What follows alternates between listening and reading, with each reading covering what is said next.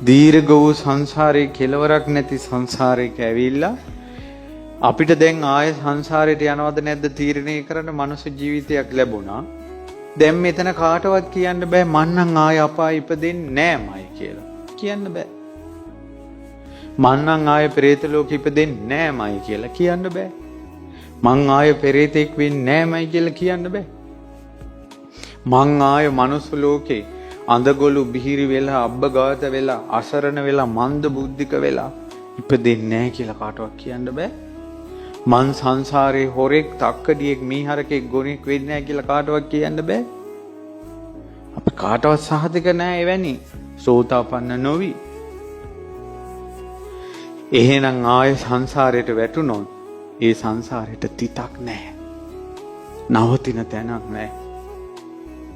නවතින් නැති සංසාරයක ඇවිල්ලා දුර්ලභ මනුෂ්‍ය ජීවිතයක් ලැබිලා ආයේ සංසාරයකට යනවද නැද්ද කියලා තීරණය කරන්නයි ඔබට මේ මනුෂ්‍ය ජීවිතේ තියෙන්නේ.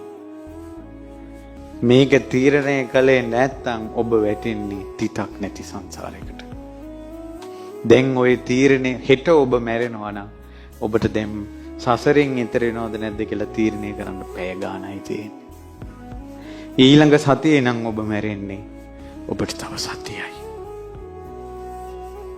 ඊළඟ මාසේ නම් ඔබ මැරෙන්නේ ඔබට මාසයයි. ඔය ඩිංගිතේ නේද ඔය ගෙවල් වල රණ්ඩු වෙවි ඉන්නේ ඔය. ඔය ඩිංගිතේ නේද ඔය රණ්ඩු වෙවි ඉන්නේ. ඊට කඩම් බදා ගන්න.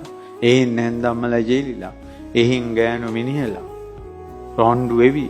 ඒ ඔය ඩිංගිතේ නේද මේ ප්‍රවෘත්ති බල බල ඉන්නේ.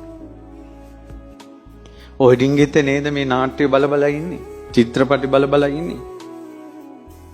ඔය මනුස්ස ලෝකේ චුට්ටිත්තා මතක තියාගන්න නිරේ උපන් නිරිසත්වයාට ජීවිතය ගැන තීරණය කරන්න බෑ විඳවනවා හැර.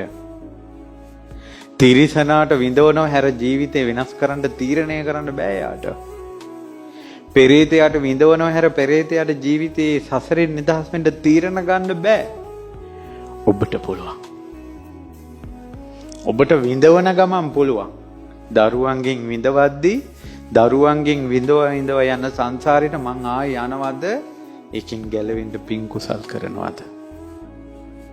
මිනිහගෙන් විඳවද්දී විඳවන ගමන් ඔබට තීරණය කරන්න පුළුවන්. මිනිහලාගෙන් විඳවන සංසාරෙට මං යනවද? ඒ සංසාරයෙන් නිදහස් වෙන්න පින් කුසල් කරනවද? බිරිඳගෙන් විඳවද්දී විඳවන ගමන් තීරණය කරන්න පුළුවන් ඔබට ගෑනුන්ගෙන් විඳව යන සංසාරයට ආය යනවද මේකෙන් නිදහස් වෙන්න පින් කුසල් කරනවද?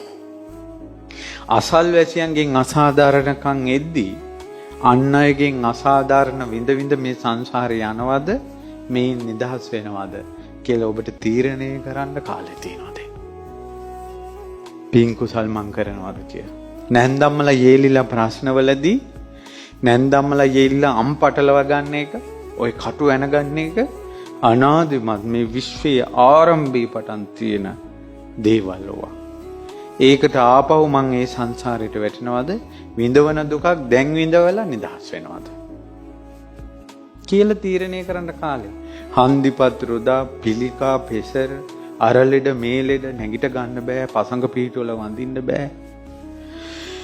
අම්මෝ ලෙඩ දුක් මිනිසුන්ට එහි මානසික ලෙඩ මේ වගේ විඳව ආයේ සංසාරේ යනවද දැන් තීරණයක් ගන්නවද කියලා ඔබට හිතන්න කාලයයි. අනේ ඒවා හිතලා ජීවිතේ යම් පරිවර්තනයකට ලක් කර ගන්න ඕන වෙලාවයයි ওই රණ්ඩු වෙවි ඉන්නේ. ඒකේ ප්‍රවෘත්ති බල බල ඉන්නේ. ඒකයි නාට්‍ය නාටකම් සොකරි නරි නාටක බල බල ඉන්නේ. උඹ මෙහෙමයි කියලා බැන ඉන්නේ.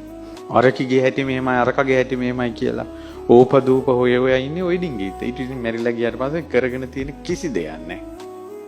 හිස් මිනිහෙක් විදියට මැරෙනවා. මැරිලා අර පොඩි පොල් කට්ටකට වතුර ඩිංගක් වක් කරලා ඉදන් මේ ඥාතේ නම් හොතු කිව්වා කියලා ඒ මිනිස්සයා කරගත්ත මහා අකුසලේ නැති වෙයි. ඔන්න ඔකයි ඇත්ත කතාව.